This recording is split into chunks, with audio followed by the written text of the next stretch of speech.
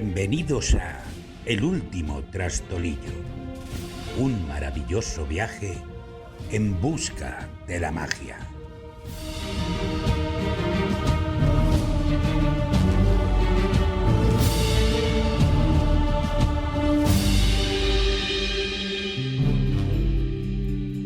Episodio 12. La voz en la roca.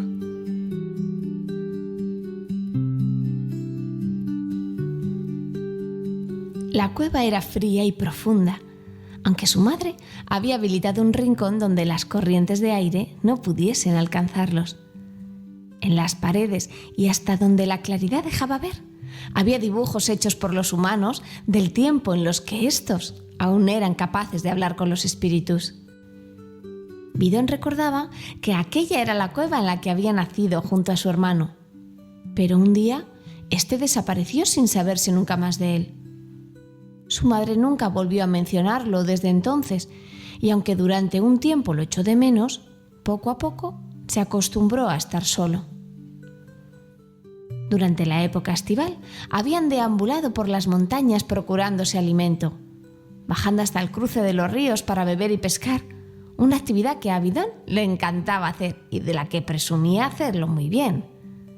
Le encantaba jugar en las cercanías de los ríos los días soleados, llenándose la panza de pescado y tumbándose sobre las rocas redondeadas y fresquitas. Cuando el verano empezó a retirarse, fueron regresando poco a poco hasta las inmediaciones de la antigua cueva. Durante aquellos días recorrieron la zona, buscando ramas y hierbas con las que fabricar una cama confortable en la que pasar el invierno. Cuando ya se disponían a quedarse en la cueva para iniciar la hibernación, ocurrió un extraño suceso. Mi madre y yo estábamos dentro de la cueva cuando sus paredes empezaron a temblar, primero débilmente, luego con más intensidad. El osedno contaba compungido aquel suceso. De pronto empezaron a caer trozos de roca por todas partes. Mi madre me dijo que saliera y corriera tan rápido como pudiese, y así lo hice. Eché a correr como me dijo, sin mirar atrás. Pude oír cómo la cueva se derrumbaba tras de mí, pero aún así continué corriendo. El miedo me empujó a hacerlo aún durante un largo rato hasta que me encontré en medio de un bosque. Totalmente desorientado, llamé a mi madre con todas mis fuerzas, pero no hallé respuesta, así que continué andando. La primera noche la pasé en la rama de un árbol, asustado por la cantidad de ruidos del bosque. Según el hambre se fue apoderando de mí, fui perdiendo el miedo, y a pesar de que alrededor de la cabaña olía a humano, mi olfato me llevó hasta la comida que había en el interior del bidón en el que me encontraste. Los dos nuevos amigos no habían parado de hablar desde que iniciaron su camino. Se habían adentrado en un denso bosque en el que los árboles cada vez tenían más altura y eran más frondosos. Los robles, hayas y abedules apenas sí dejaban entrar la luz del sol. Dedicaron un buen rato a buscar castañas y avellanas por el suelo con las que alimentar al hambriento osedno, lo que no les resultó fácil, dado que los frutos a esas alturas de la estación ya escaseaban, y era poco lo que el trastolillo tenía en las vituallas que había ido reservando. Bóreas tuvo que conformarse con unos pocos frutos, por lo que para mitigar el apetito tomó una de las hojas de hiedra de la bolsa. Durante la búsqueda le contó a Bidón todas sus peripecias, y el compartir confidencias e historias hizo que los dos amigos fueran cogiendo confianza.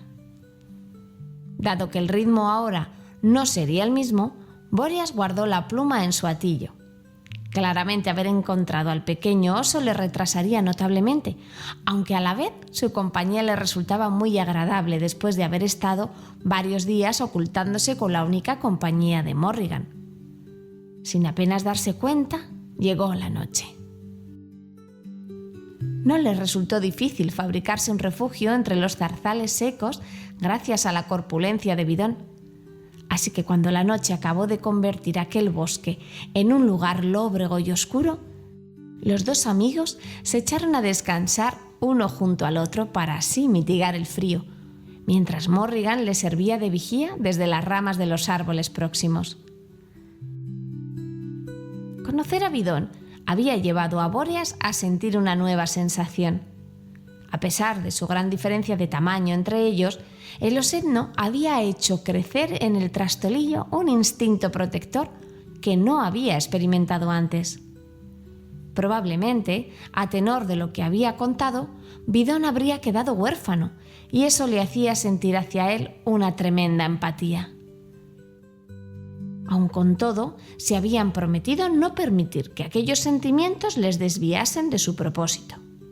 No sería capaz de ayudar a nadie si llegado el momento no disponía de la magia necesaria, lo que solo podía lograr encontrando la entrada al bosque mágico y acudiendo frente al árbol sagrado. Divagaba en estas cuestiones cuando se percató de que había un tremendo silencio en el bosque. Aquella extraña calma solo la perturbaba la intensa respiración de Vidón, que dormía profundamente. Le inquietó, de pronto, una especie de ausencia, la sensación de que algo le faltaba. Esta inquietud se fue haciendo cada vez mayor, lo que provocó que saliera del improvisado refugio, de forma tan oportuna que pudo ver como una sombra de aspecto humano huía entre los troncos de los árboles. Instintivamente se alertó. Buscó con su capacidad de ver en la oscuridad a Morrigan entre las ramas de los árboles cercanos. ¡Morrigan!, gritó para hacerse oír por la corneja. Lo que ocurrió entonces le sorprendió aún más que aquella misteriosa situación. La corneja respondió con un graznido ahogado que procedía del mismo lugar por el que huía aquella sombra humana. Alguien estaba secuestrando a Morrigan. Entró en el refugio de inmediato y despertó al osedno con premura.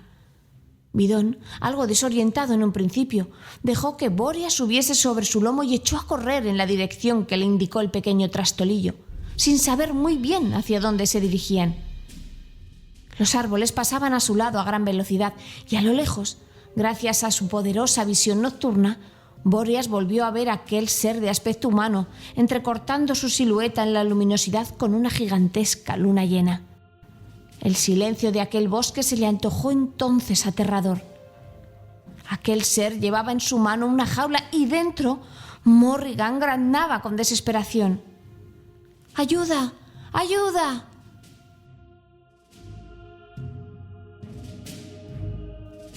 Nuestro joven amigo sintió un nudo en la garganta. No podía perder además a Morrigan. ¡Morrigan, no! Tenía que salvarla. Vidón corrió tan deprisa como le fue posible, tratando de no perder el rastro del secuestrador. Había identificado el olor de aquel ser y si les seguían de cerca, sería difícil que se les escapase. Tras correr un largo tramo en pendiente, un intrincado camino salpicado de árboles centenarios y enormes rocas, Vidón empezó a dar signos de fatiga. El pequeño osedno aún estaba demasiado débil para realizar tanto esfuerzo y el frío cortaba como cuchillas. Una vez salieron del bosque, las cumbres de las montañas se les mostraron como gigantescas torres que proyectaban sus sombras de forma terrorífica sobre ellos, que se veían diminutos ante aquellos mastodontes de piedra. El secuestrador se adentró entre las grandes rocas que salpicaban la montaña como si se tratase de una especie de laberinto de desfiladeros, con paredes blancas de caliza.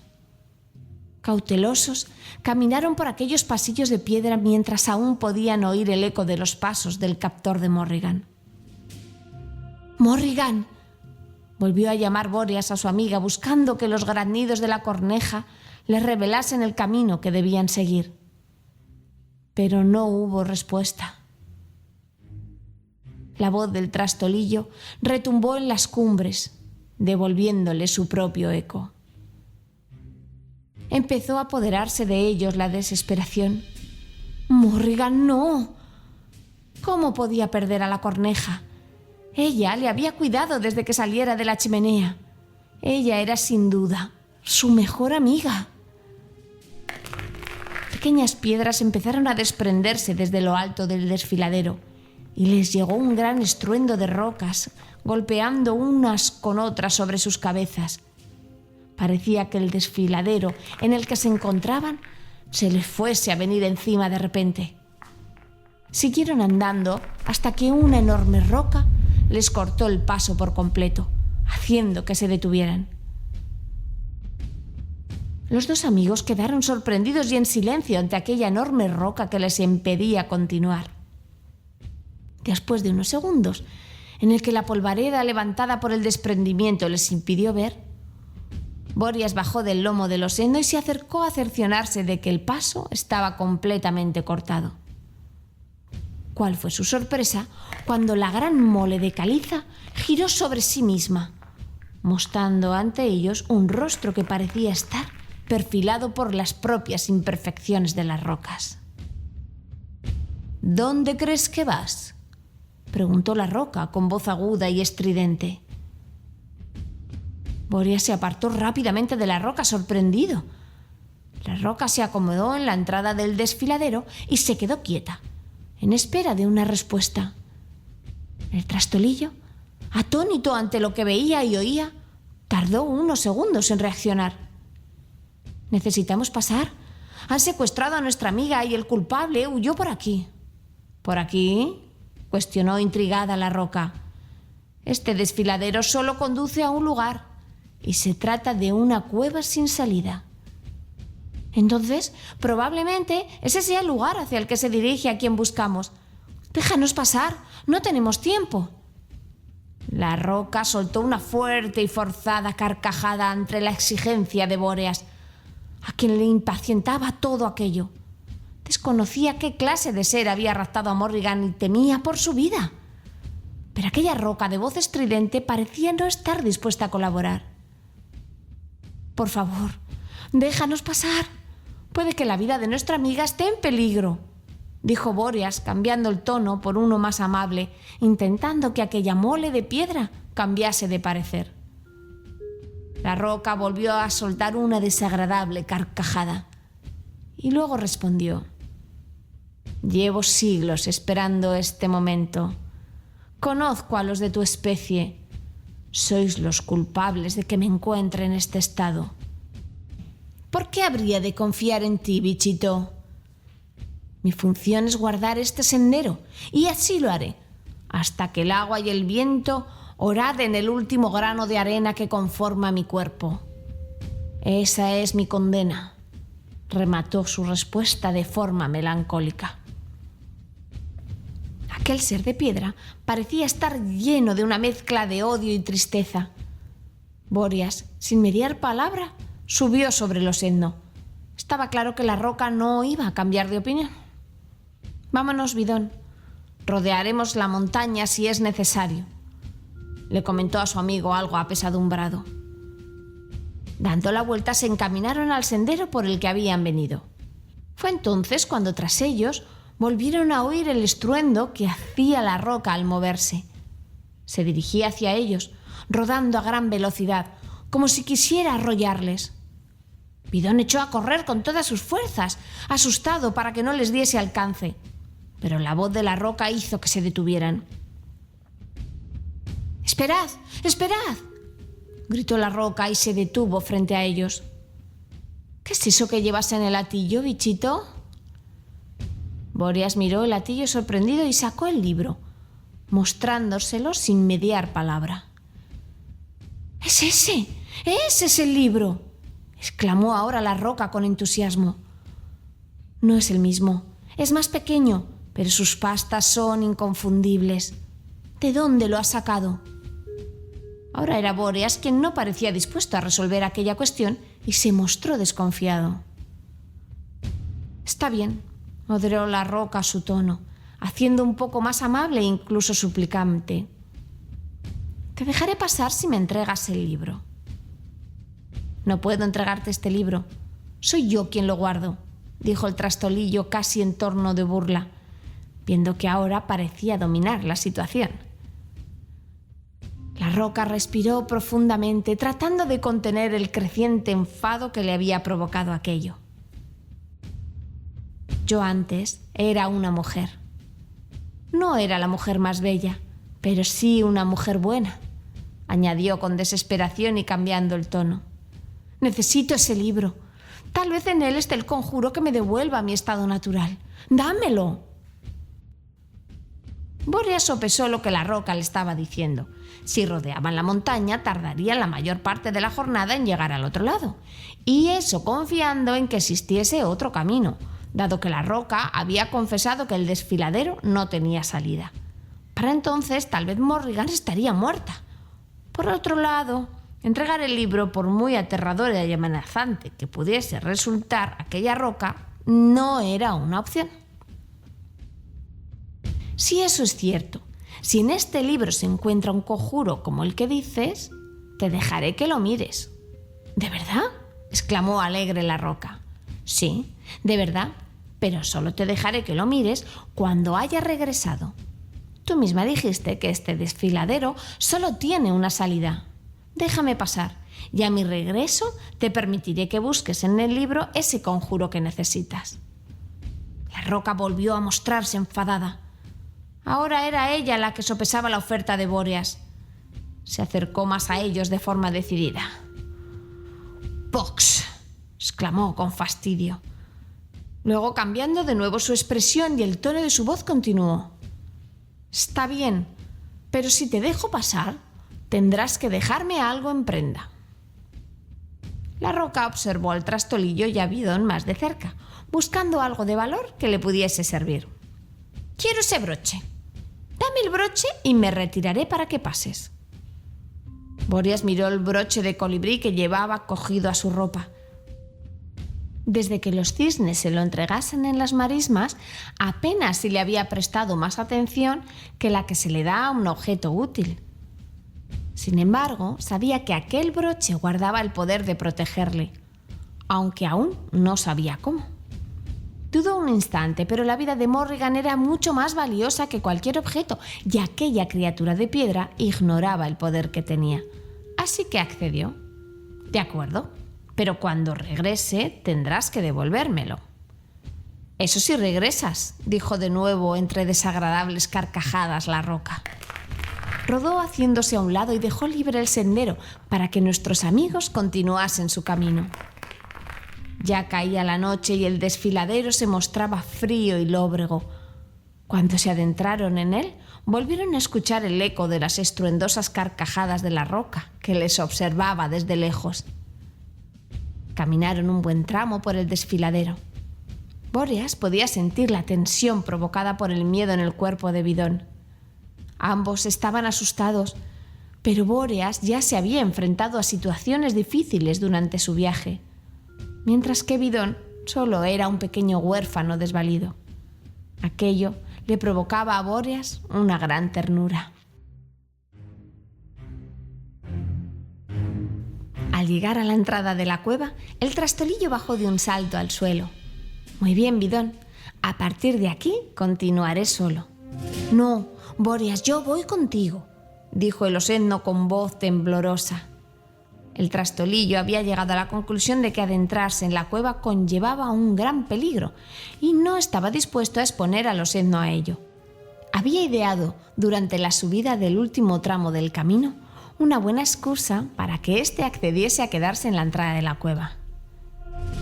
«Tienes que quedarte aquí, Bidón.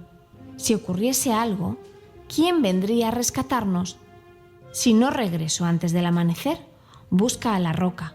Ofrécele el libro a cambio del broche y luego entrad los dos a buscarnos». Aquello pareció convencer al osezno, que accedió a quedarse oculto entre unas piedras a la entrada de la cueva.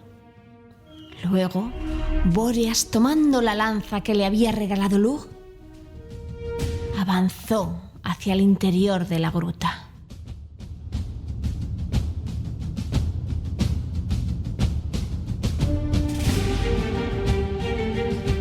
Esto ha sido El Último Trastolillo. Síguenos en iVoox, YouTube y Spotify. Nos encontramos en el próximo episodio.